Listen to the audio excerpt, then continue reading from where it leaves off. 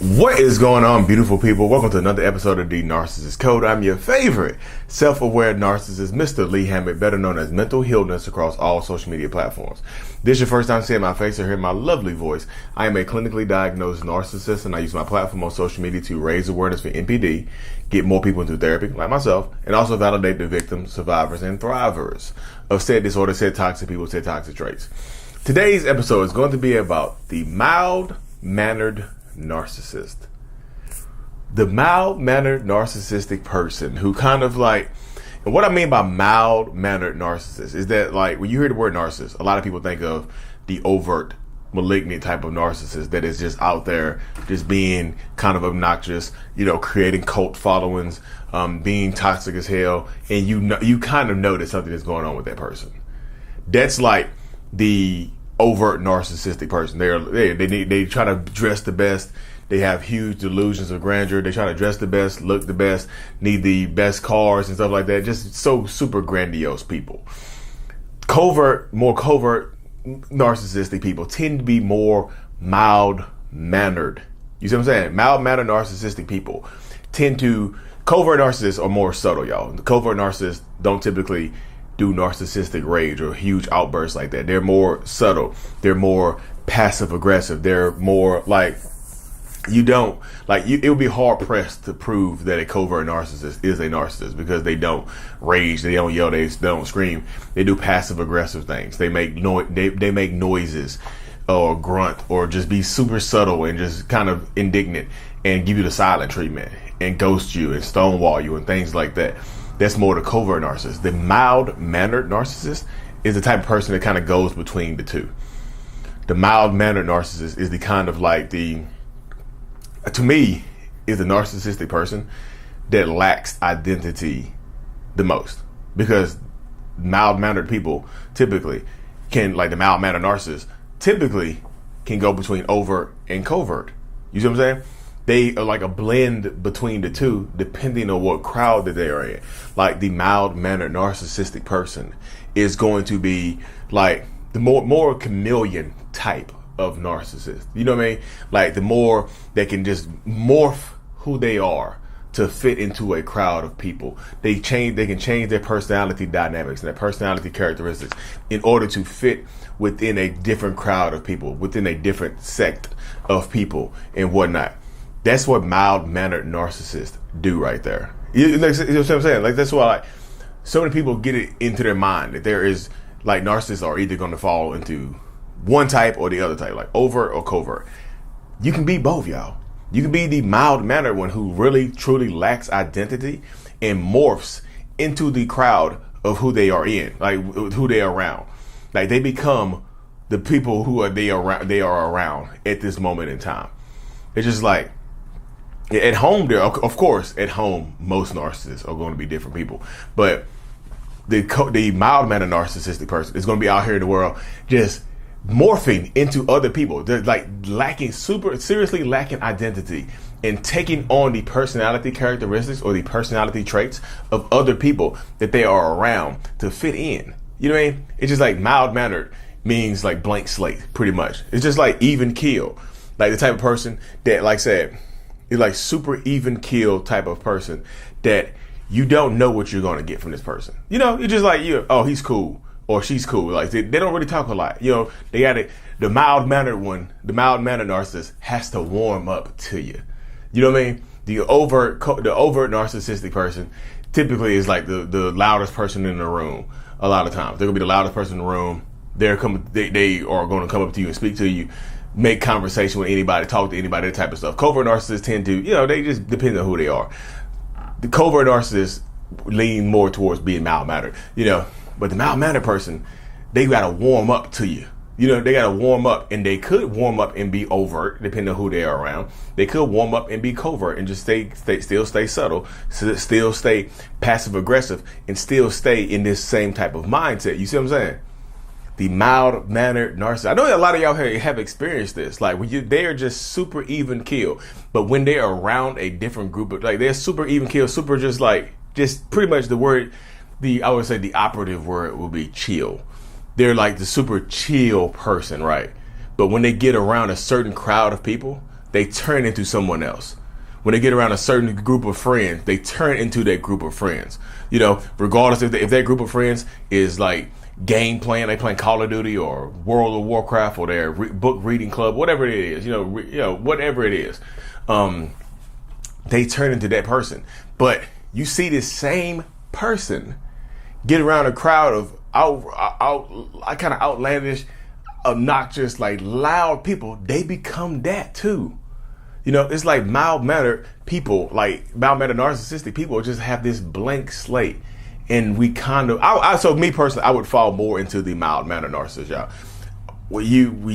I'm more passive-aggressive until I warm up to a room, into a space and whatnot. You know, I'm just chill and I morph into the crowd that I'm around.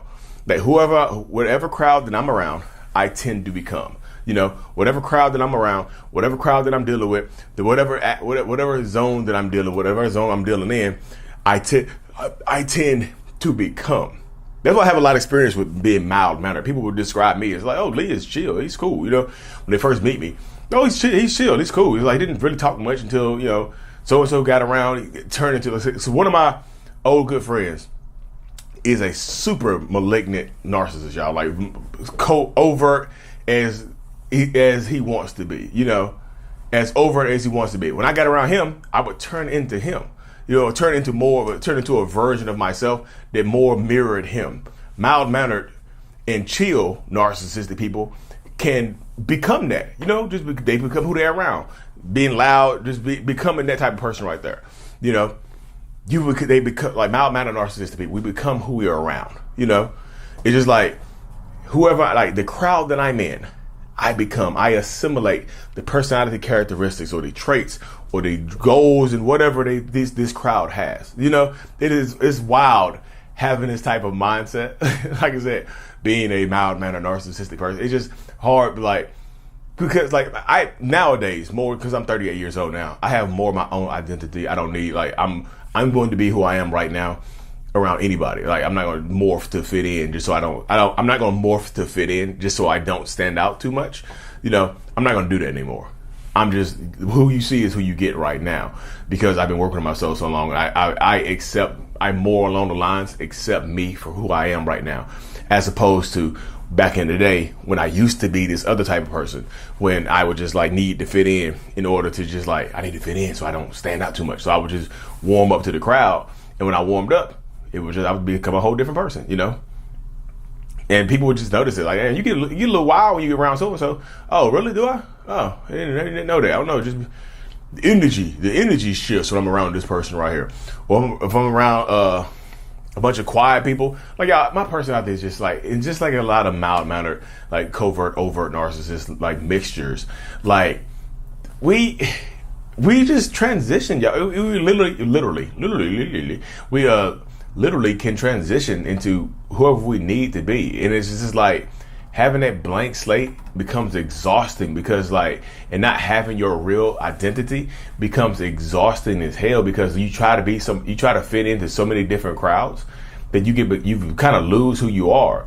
And the people who are closest to you, who know the most authentic version of you, you take it out on them.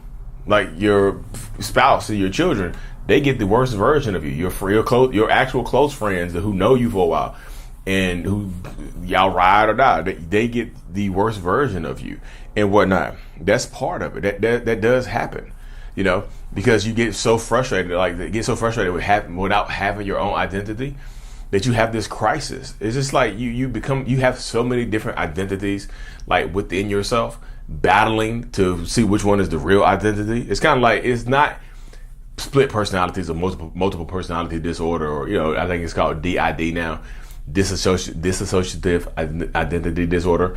That's not what it is. It's just like because that type of person has different personas. They are different people within one body. Narcissistic people like myself who are struggling with their identity tend to present as mild-mannered until we figure out who we actually, which personality benefits us the most, you know. And you probably, if y'all dealt with the mild-mannered narcissist, just put a raised hand in the comment section. Just put a raised hand. Just drop a raised hand emoji in the comment section. Just say, hey, Lee, yep, I definitely dealt with a mild-mannered narcissist. I dealt with one that didn't have an identity, changed jobs a lot, changed careers a lot, changed hobbies a lot, didn't know what made him happy, didn't know what made her happy, whatever the situation is, whoever you're dealing with. The process, it works. It's a very unique process, y'all. And like I said, it keeps going. It doesn't, there's no reason, I'll say this, there's no reason for it to get better because that person doesn't feel like they need to work on themselves. The narcissistic person, toxic person, whatever, they don't feel the need to work on themselves. They just feel like this is who they are. Because that's how I felt. I always felt like this is who I am. There's nothing I can do about it. This is who I am. There's nothing I can do about it. And this is who this is who I'm going to be. And this is who I have to be. Anyway, y'all, thank y'all for tuning into another episode. Thank you for making it this far. If you have, make sure y'all hop over to Amazon, check out the Self-Love Journal. I Love Me, Lee Hammock, the Self-Love Journal. Help you rebuild that self-love and your own identity. Like and subscribe for more. Mental Wholeness is out. Peace. Thank you so much for making it to the end of my video, y'all. If you didn't know, we wrote a kids book called Remember It's Not Your Fault to help kids understand that they are not in control of whatever circumstances they were born into, talk about boundaries, tell them the truth, all of that stuff, y'all. It's available on Amazon right now, or the link in my description of every single video or podcast that you listen to. Thank you so much. Remember, it's not your fault. Peace.